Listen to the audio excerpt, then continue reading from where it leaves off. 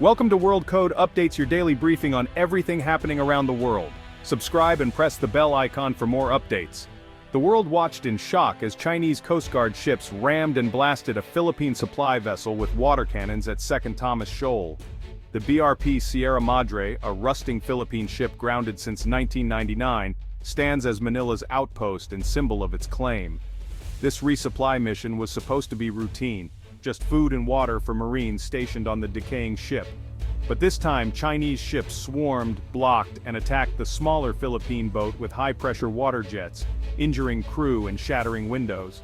The message was clear: intimidation not just to Manila but to the United States, its treaty ally. The world saw the confrontation unfold in real time. Cell phone videos from the Filipino crew went viral, showing the chaos and danger. Outmatched but undeterred, the Filipino sailors pressed on, determined to complete their mission. Their defiance underscored the David and Goliath nature of the struggle. In Washington, officials watched closely, debating whether such attacks could trigger the U.S.-Philippines Mutual Defense Treaty. The ambiguity is dangerous. Does a water cannon count as an armed attack? China is testing the limits, seeing how far it can go before provoking a U.S. response. This remote shoal has become a flashpoint, a high-stakes game of brinkmanship between superpowers. The world holds its breath, knowing a single miscalculation could ignite a wider conflict. For the Philippines, it's not just about territory, it's about sovereignty and survival. For China, it's about asserting dominance in the region.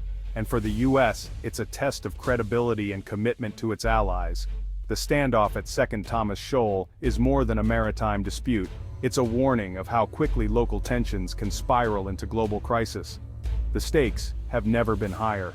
The South China Sea is now the front line of a new Cold War between the U.S. and China. The Philippines, with its strategic location among vital shipping lanes, is at the center of this contest.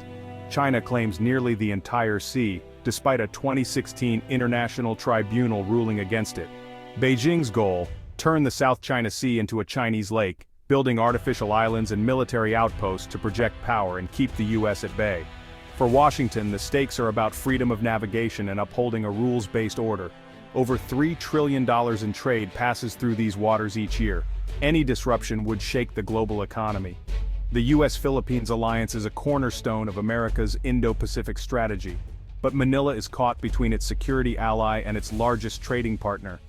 As China's actions grow more aggressive, the Philippines faces mounting pressure to choose sides. The region's stability and the future of the international order hangs in the balance. The South China Sea is no longer just a regional dispute, it's a global flashpoint. The Philippines' decision will shape the fate of the Indo-Pacific. The tropical frontline is heating up, and the world is watching. For Filipinos, this is not just geopolitics, it's about their future.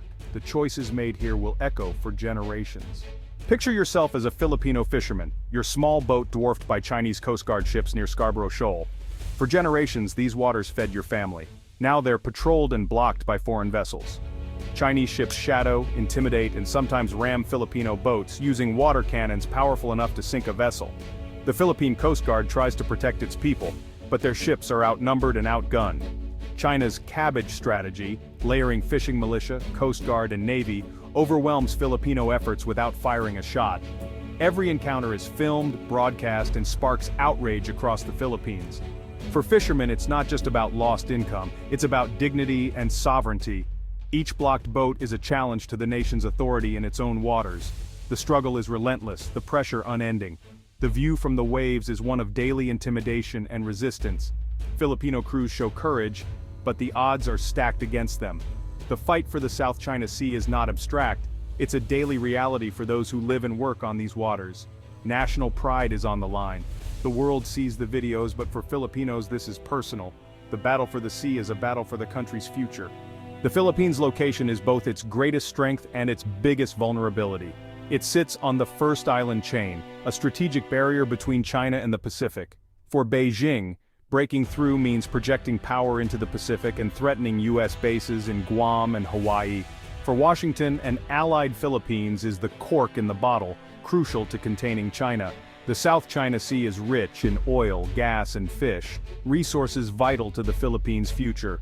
When China blocks Filipino fishermen or exploration, it's not just about territory, it's about economic survival. An international court ruled in Manila's favor in 2016, but China ignores the verdict, enforcing its claims with force. The Philippines faces a stark choice: yield to a powerful neighbor or stand up for its rights and risk confrontation. The stakes are national sovereignty and prosperity. The world is watching how Manila responds. The South China Sea is the arena for a new, great game, this time between the US and China. China's strategy combines economic incentives with military coercion, pulling neighbors into its orbit while intimidating them at sea. The US counters with alliances and freedom of navigation patrols, aiming to keep the seas open and prevent Chinese dominance. The Philippines is caught in the middle, offered investment by China and security by the US. Navigating this rivalry is a tightrope act for Manila. The challenge extract benefits from both sides without losing independence. The stakes are high, and the margin for error is slim. The Philippines must play the game to survive. The outcome will shape Asia's future. Not long ago, the Philippines bet big on China's Belt and Road Initiative, hoping for a flood of investment. Grand promises of railways and dams faded as projects stalled or failed to materialize. Public frustration grew. Where were the jobs and infrastructure? Meanwhile, Chinese ships harassed Filipino fishermen, exposing the gap between rhetoric and reality. The golden age of partnership soured and skepticism about China's intentions deepened. President Marcos Jr. took office facing a public disillusioned with Beijing. The economic benefits proved elusive, while the cost to sovereignty became clear. Manila began to rethink its relationship with China, adopting a tougher stance in the South China Sea. The Belt and Road dream unraveled, teaching the Philippines a hard lesson about the risks of dependence. Now, Manila is charting a new course. In response to China's pressure, the Philippines is forging new alliances. The US-Philippines Mutual Defense Treaty is revitalized, with American troops gaining access to more bases. Japan is providing new patrol vessels and negotiating deeper military cooperation. Australia, the UK, and European nations are joining joint patrols and supporting freedom of navigation. Manila is also strengthening ties with Vietnam and other Southeast Asian neighbors. The strategy: build a coalition to deter aggression and uphold international law. By internationalizing the issue, Manila raises the stakes for Beijing. Any attack on the Philippines now risks drawing in multiple powers. This pivot marks a fundamental shift. Manila is no longer trying to placate China, but to stand firm with friends. The Philippines is no longer alone.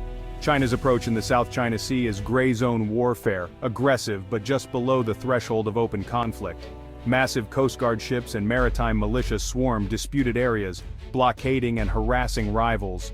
The goal: change facts on the water without triggering war. The Philippines faces a dilemma: respond forcefully and risk escalation, or absorb the pressure and risk losing ground. Manila's answer: radical transparency. By documenting and publicizing every incident, the Philippines exposes China's actions to the world. This name and shame campaign aims to rally international support and impose reputational costs on Beijing.